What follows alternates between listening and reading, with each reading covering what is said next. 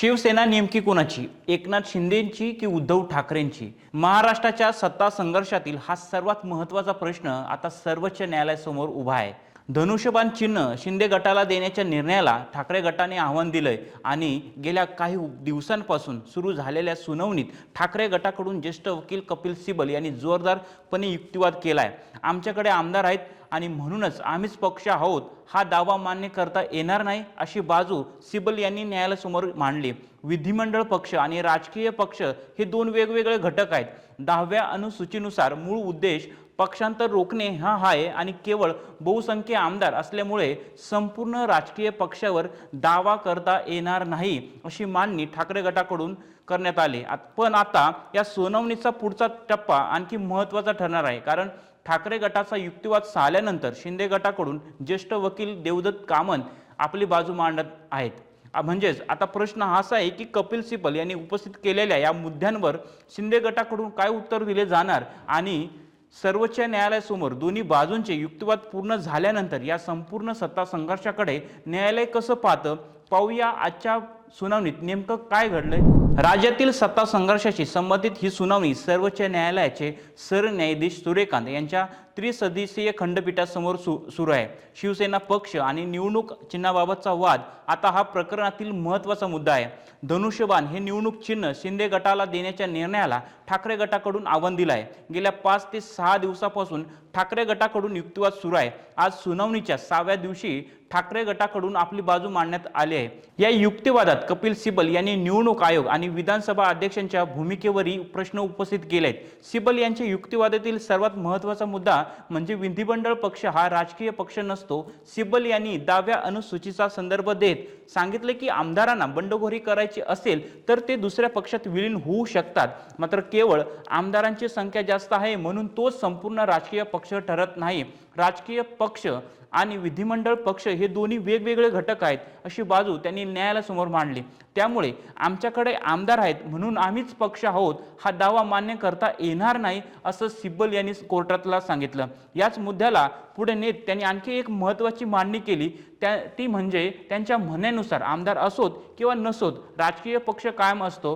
पक्षाची निवडणूक आयोगाकडे नोंदणी असते, आधी राजकीय पक्ष असतो आणि त्यानंतर त्या पक्षाचा विधिमंडळ पक्ष येतो। त्यामुळे बंडखोर आमदारांची संख्या जास्त झाली म्हणून संपूर्ण राजकीय पक्षच बदलतो असं म्हणता येणार नाही।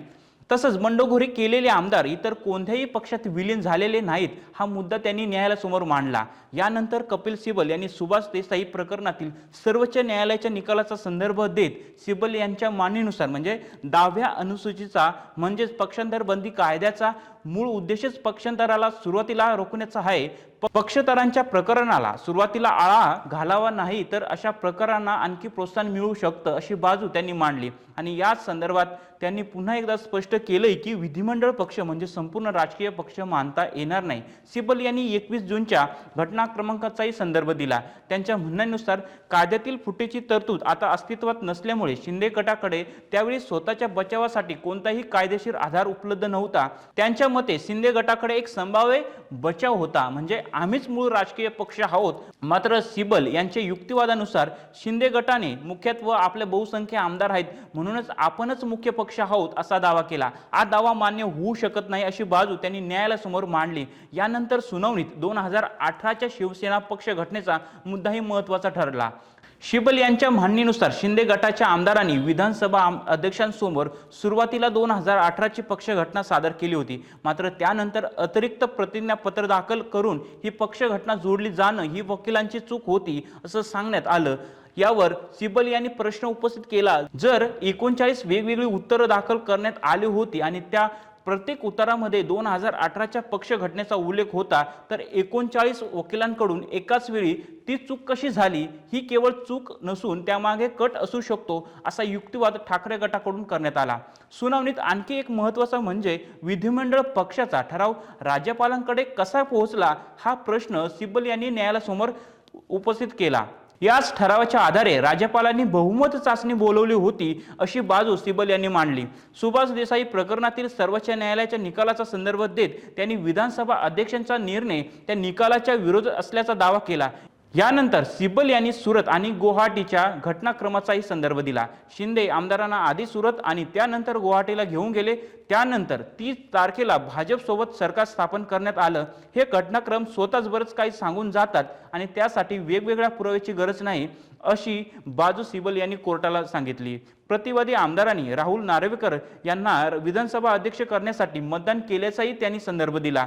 हा प्रकार पक्षांतराचं क्लासिकल उदाहरण असल्याचा युक्तिवाद सिब्बल यांनी कोर्टात केला।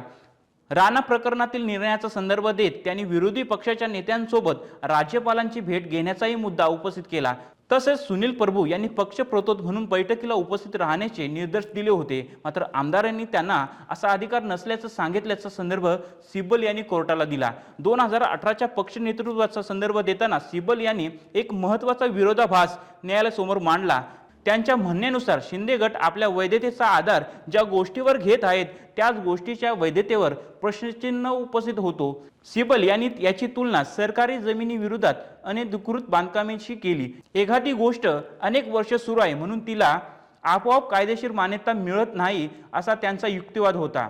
शिवसेना ठाकरेंची शिवसेना शिंदेची होऊ शकत नाही।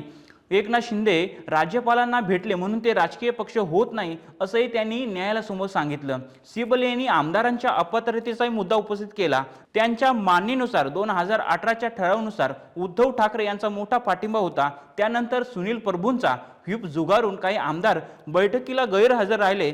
सत्तेतील पक्षाने विरोधी पक्षासोबत सत्ता स्थापन केल्याचा प्रकार घडला अशी बाजू सिब्बल यांनी कोर्टाला सांगितली आणि आमदारांनी विचारणा केल्यानंतर तुमचा व्हीप लागू होत नाही असं सांगितल्याचा संदर्भही त्यांनी दिला।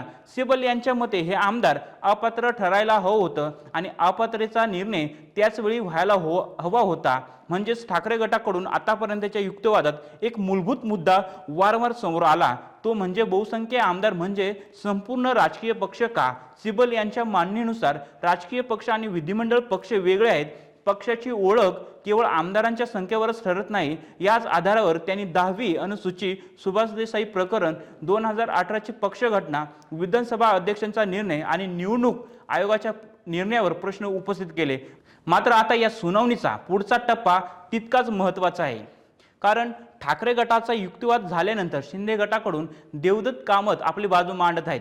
कपिल सिब्बल यांनी मांडलेल्या या सर्व मुद्द्यांवर शिंदे गटाकडून काय भूमिका घेतली जाते, कोणते कायदेशीर मुद्दे मांडले जातात आणि ठाकरे गटाच्या युक्तिवादाला काय उत्तर दिलं जातं याकडे आता सगळ्यांचं लक्ष लागलं आहे। सर्वोच्च न्यायालयाने अद्याप या मुद्द्यांवर अंतिम निर्णय दिलेला नाही, त्यामुळे कपिल सिब्बल यांनी केलेले युक्तिवाद हे ठाकरे गटाची न्यायालयासमोरील बाजू आहेत आणि आता देवदत्त कामत यांचा युक्तिवाद समोर आल्यानंतर दोन्ही बाजूंची मांडणी अधिक स्पष्ट होणार आहे। शिवसेना पक्ष आणि धनुष्यबाण चिन्हाच्या वादाची ही सुनावणी आता अत्यंत महत्त्वाच्या टप्प्यावर आली आहे। शिवसेना नेमकी कोणाची? बहुसंख्य आमदार पक्ष म्हणजे ही पक्षाची स्वतंत्र ओळख। 10व्या अनुसूचीचा या संपूर्ण प्रकरणावर नेमका काय परिणाम होणार?